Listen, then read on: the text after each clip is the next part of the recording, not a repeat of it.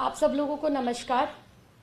और जैसा कि हाथरस की घटना पर कल हमारे साथ हुआ, हम लोग कल आम आदमी पार्टी का एक प्रतिनिधिमंडल जिसके अंदर माननीय राज्यसभा सांसद संजय सिंह जी, मैं स्वयं मंत्री राजेंद्र प्रसाद गौतम जी, अजय दत्त जी और पंजाब से हमारे लीडर ऑफ अपोजिशन चीमा जी, हम सब लोग पीड़िता के परिवार से मिलने के लिए गए, उनका दुख साझा करने, उनका ढांढस बंधाने और किस प्रकार से हादसा हुआ और क्या माहौल अभी उनके साथ चल रहा है, ये सब जानकारी लेने के लिए, उनसे मिलने के लिए कल हम गए। और जिस प्रकार से हमारे साथ कल यूपी की पुलिस के मौजूदगी में हमला होता है, ये बेहद दुखद है।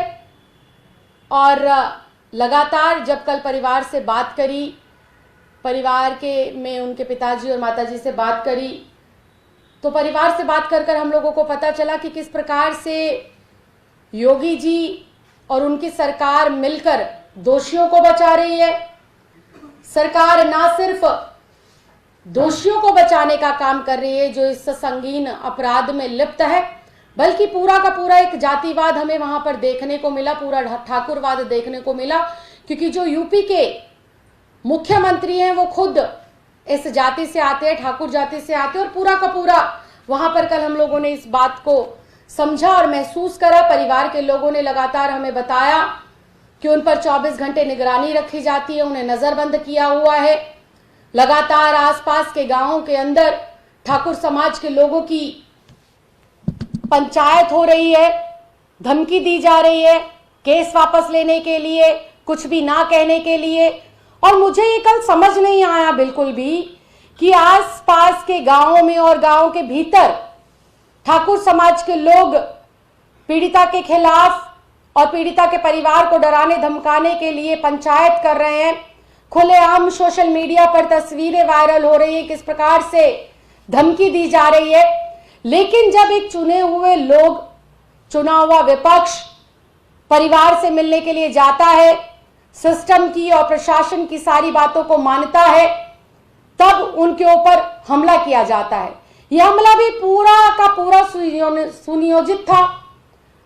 जिस प्रकार से दीपक मिश्रा नाम के आरोपी ने इंक फेंकी, जिस प्रकार से उसने वहां पर नारेबाजी करी, पूरे के पूरे गांव को एक किले में तब्दील किया हुआ है, परिंदा भी पर नहीं मार सकता वहां पर। लेकिन ये आरोपी कैसे घुस जाता है। लेकिन उस ये फोटो पूर्ण रूप से बताती है, ये प्रशांत कुमार जी है, एडीजी लॉ एंड ऑर्डर, इनके साथ ही ये आरोपी खड़ा दिखता है। ना सिर्फ ये आरोपी इनके साथ खड़ा हुआ, बल्कि भाजपा के बड़े बड़े नेताओं के साथ इस आरोपी की तस्वीरें हमें मिली। तो इससे बिल्कुल साफ है कि जो योगी सरकार है वो जो है आरोपियों को बचाने का काम कर रही है और विपक्ष को दबाने का काम कर रही है। अगर विपक्ष को दबाने का काम नहीं कर रही है तो कोई भी विपक्ष वहां जाता है, किसी के ऊपर लाठीचार्ज होती है, किसी का सर फोड़ दिया जाता है।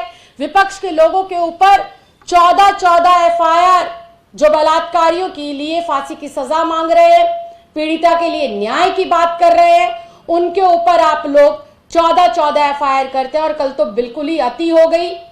एक बेटी होने के नाते मैं परिवार के लोगों से मिलने गई, एक प्रतिनिधि होने के नाते मैं परिवार का दुख साझा करने गई, और खुद मेरे ऊपर ही पुलिस की कस्टडी में यह हमला होता है।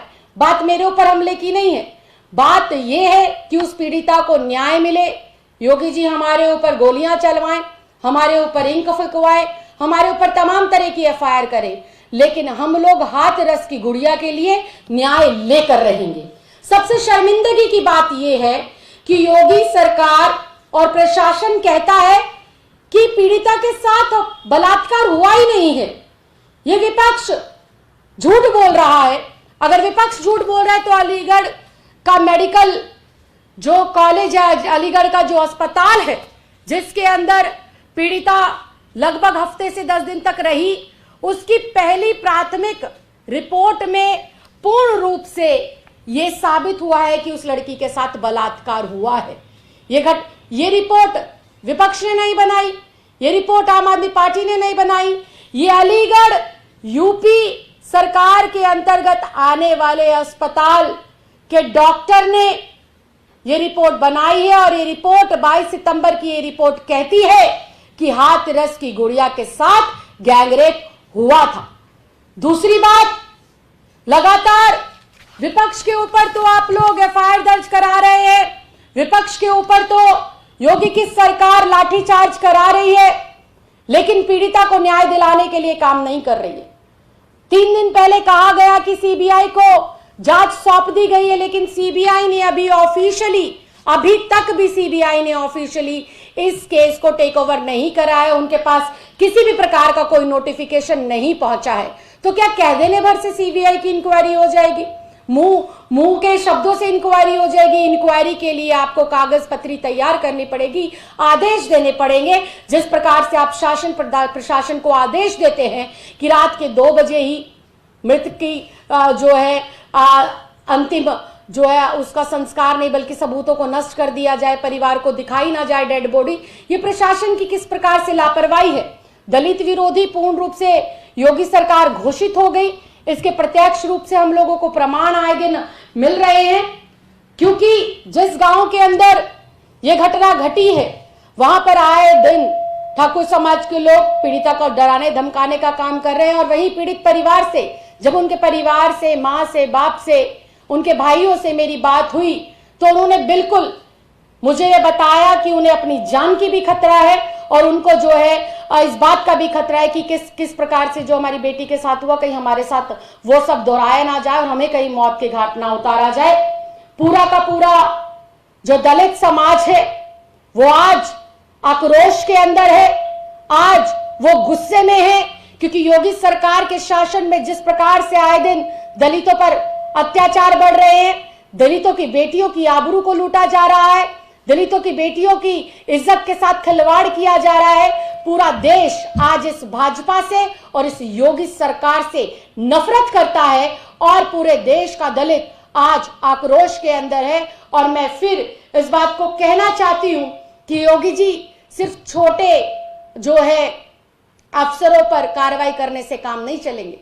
वो अफसर भी आपकी बात मान रहे थे, वो अधिकारी भी आपकी बात मान रहे थे, वो शासन और प्रशासन के लोग मिलकर आपने जो हुक्म दिया उसको निभा रहे थे। और हम लोग लगातार हाथरस की गुड़िया के साथ जो अन्याय हुआ है उस पर एक ही बात कह रहे हैं कि योगी सरकार से, इस ढोंगी बाबा से, अजय कुमार बिष्ट से यूपी की सरकार नहीं संभल रही है, सत्ता नहीं संभल रही है। योगी को तुरंत इस्तीफा देना चाहिए और यूपी के अंदर राष्ट्रपति शासन तुरंत प्रभाव से लगाकर इस बेटी के परिवार को वाई श्रेणी की सुरक्षा मुहैया कराई जाए और इस केस को गैर भाजपा शासित प्रदेश के अंदर ट्रांसफर किया जाए ताकि हाथरस की गुड़िया को न्याय मिल सके और चारों आरोपियों को फांसी की सजा होने के साथ साथ दलित समाज की इस बेटी को न्याय मिल सके।